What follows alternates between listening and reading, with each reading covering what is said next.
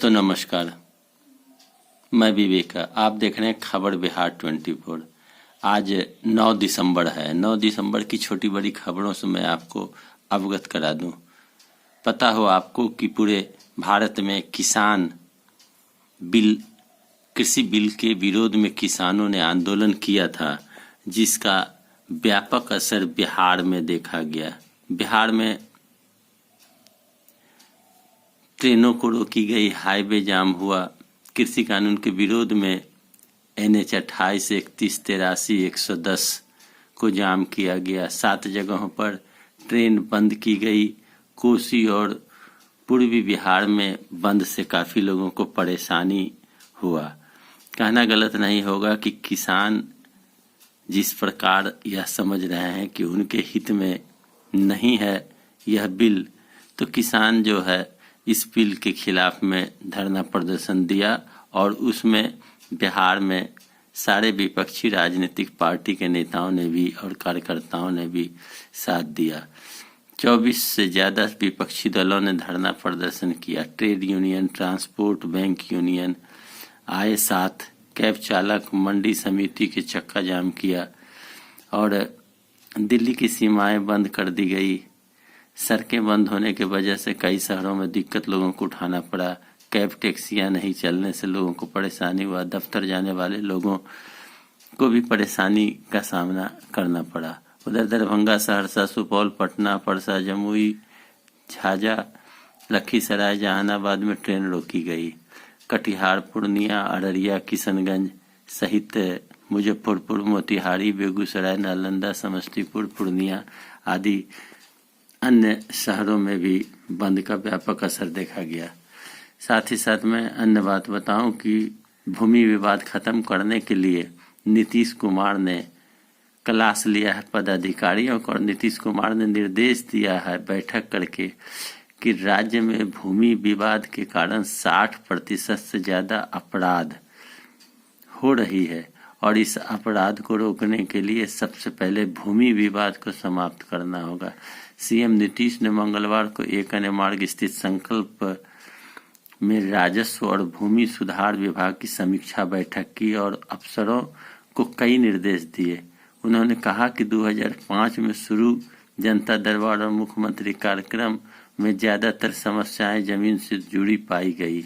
सभी चीज़ों के आकलन एवं अध्ययन के बाद नया एक्ट बनाया गया। राज्य में विकास के कई कार्य किए गए, जिसमें जमीन की कीमत बढ़ी। समाज में शांति रहने के लिए विकास का वास्तविक लाभ लोगों को मिलना चाहिए। जमीनी विवाद के कारण कई आपराधिक घटना घटित हो रही है। इस पर विशेष निगरानी मुख्यमंत्री नीतीश कुमार ने इस बार मुख्यमंत्री बनने के बाद दिया है। उधर केंद्र सरकार ने साफ कर दिया है कि लोन मोरेटोरियम के कारण बैंक के कर्जदारों पर 6 माह का ब्याज माफ नहीं कर सकते। ऐसा करने से सरकार को 6 लाख करोड़ का नुकसान होगा, जिसमें अर्थव्यवस्था प्रभावित होगी। सॉलिसिटर जनरल तुषार मेहता ने सुप्रीम कोर्ट में कहा कि ब्याज माफ करने की बात कभी हुई ही नहीं। महामारी के कारण सरकार ने कर्ज की किस्तों में स्थगन का लाभ दिया था, क्योंकि काम धंधे धीमे पड़ गए थे, लेकिन कर्ज माफी या ब्याज माफी की बात कभी नहीं हुई। जस्टिस भूषण ने कहा कि हम ऐसा कोई आदेश पारित नहीं करेंगे जिससे अर्थव्यवस्था पर असर पड़े। यह साफ है कि जो कोरोना काल में लोगों के अंदर में यह धारणा थी कि सरकार ने कर्ज को माफ किया है, ऐसी कोई बात नहीं है। कर्ज जो है लोगों को भुगतान बैंकों को करना होगा। उधर अन्य बात बताऊं मैं, सुबह के पथ निर्माण मंत्री मंगल पांडे ने राजधानी में बन रहे R ब्लॉक दीघा पथ का निर्माण कार्य इसी माह 31 दिसंबर तक हर हाल में पूरा करने का निर्देश दिया है।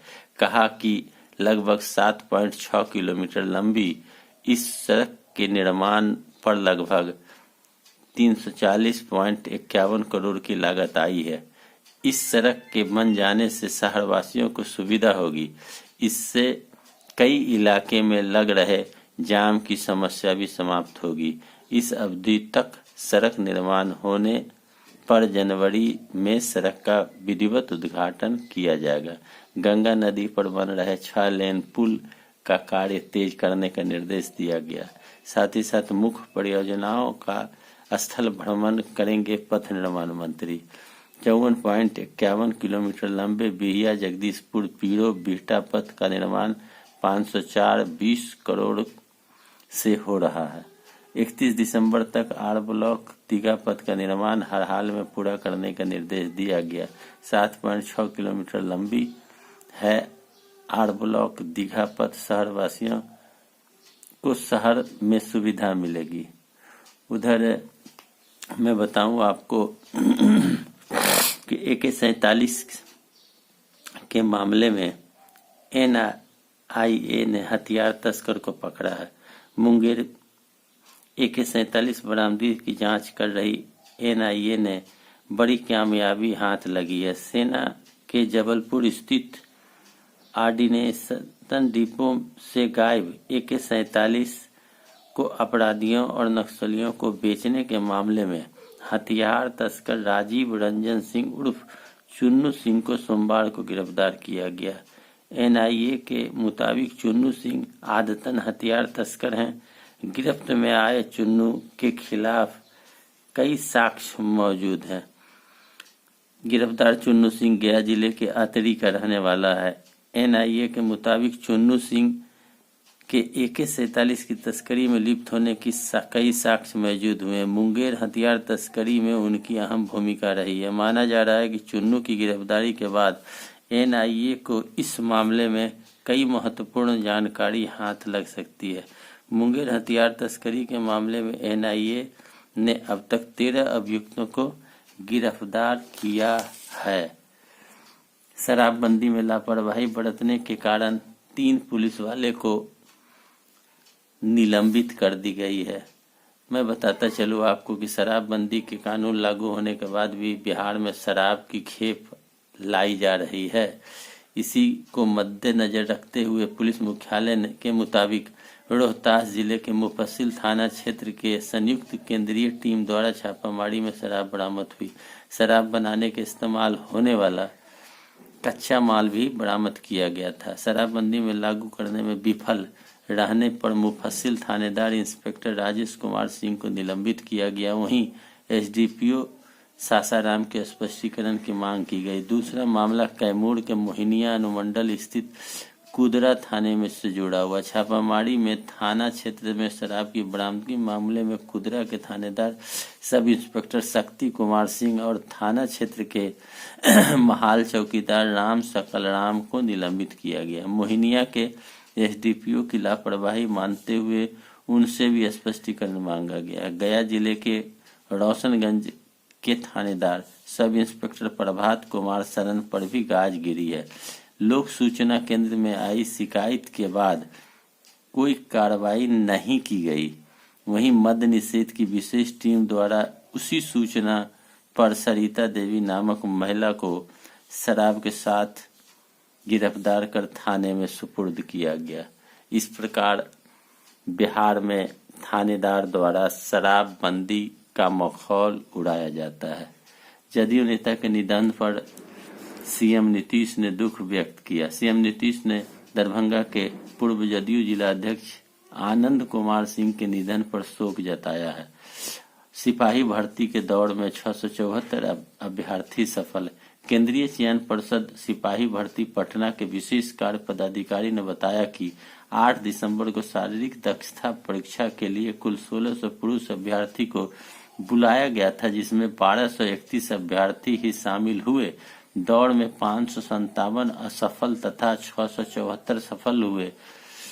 उन्होंने बताया कि सिपाही पद पर शारीरिक दक्षता परीक्षा 30 दिसंबर तक गर्दनीबाग हाई स्कूल में के प्रांगण में होगी। इधर बीएड में रजिस्ट्रेशन का एक और मौका दिया गया। पाटलिपुत्र विश्वविद्यालय ने बीएड और एमएड सत्र 2019-20 के पंजीकरण की तिथि को 500 विलम्ब पंजीकरण शुल्क के साथ छात्र हित में दिनांक 13 दिसंबर 2020 तक विस्तारित कर दिया है। परीक्षा फॉर्म भरने की तिथि की सूचना बाद में दी जाएगी। कुछ छात्र छूट गए थे, इस वजह से एक और मौका दिया गया। जी क्या है, यह बड़ी बात है। बीएड की पढ़ाई के लिए जो छात्र रजिस्ट्रेशन कराना चाहते थे उन्हें एक मौका दिया गया है। तो दोस्तों मेरा वीडियो कैसा लगा? अच्छा लगे लाइक करें, शेयर करें, कमेंट करें, सब्सक्राइब करें मेरे चैनल को। धन्यवाद।